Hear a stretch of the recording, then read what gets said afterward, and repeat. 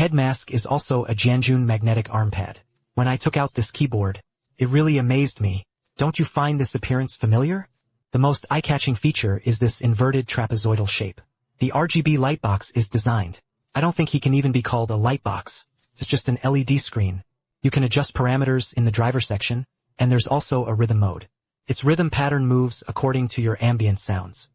When you speak or type, there will always be a rhythmic effect. Unfortunately, this original screen can only display RGB lighting effects. However, the Red Devils have also opened up the opening of this area. You can DIY some accessories and customize the attributes for you. But also because DIY is open, the original screen and casing have some tolerances and are slightly loose. The keyboard shell is made of full aluminum. The entire keyboard weighs over 2,000 grams. Its casing is made of aluminum, cut from one piece.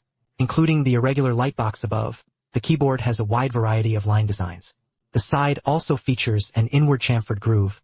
However, there are no hidden RGB light strips inside. It's just a structured design. This makes the keyboard look more layered. The edges are sharply defined, and the chamfering of the edges is also excellent. There's no sense of being a singer. This shell looks like a futuristic tech. The surface texture is also completely different from other power keyboards. He used a 220mm Kill anodized treatment. Many people may not understand this Sue Slaughter anode issue. It's basically the same surface treatment as Apple's iPad and Mac. Feels truly delicate to the touch. Under the lights, there's also a sense of high light hours. The gloss is excellent. No wonder this quality comes from making a phone. I think it's way ahead. The keyboard features a 65-position layout with 67 keys, a recessed directional pad, and 3 functions, and a logo nameplate which supports DIY. Do you still remember the individual keycaps that were packed when we unboxed them just now? It's meant to be exchanged for you.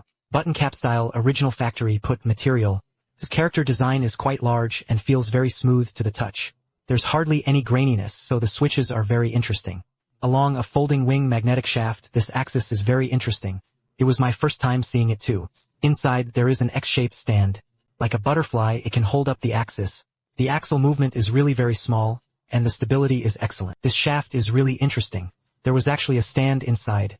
This is also the first time I've seen this kind of keyboard filling. Includes a sandwich cotton shaft underpad, sound-absorbing pads, and base cotton use aluminum positioning plates. The factory structure is a white silicone sleeve gasket structure. The package also comes with screws and a black silicone sleeve. You can switch to the bottom structure yourself. That is, the bottom fixed and top structures are opposite of rigid structures. Their texture is rather firm. You can DIY your own black silicone case according to your preferences. From what I actually experienced, it felt softer and more bouncy than the white silicone case. But the difference isn't actually that big. If you're not trying to change the bottom structure, I don't recommend taking apart this keyboard, because its screws are hidden inside a footrest. If you want to dismantle it, you need to lift up one edge corner of the silicone footrest. I suggest optimizing the red film in this area. After all, the package doesn't include a spare foot brace. After disassembling and replacing the structure, it may cause your feet to support unevenly.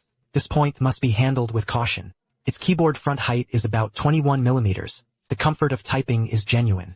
I was about to complain about the front height. In the end, I found out he actually gave me a silicone palm rest, so it was fine. Clearing up the misunderstanding, all I can say is, Red MO, you're very thoughtful. Very thoughtful. Let's briefly listen to the typing sound.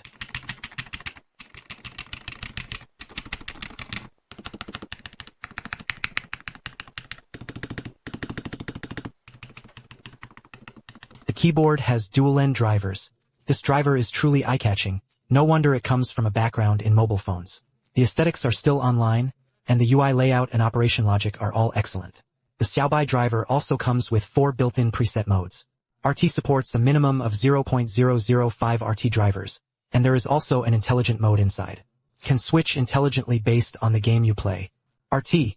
Take a 0.005 RT to play Teamfight Tactics. If you accidentally touch the keyboard, you might end up selling it to your center position.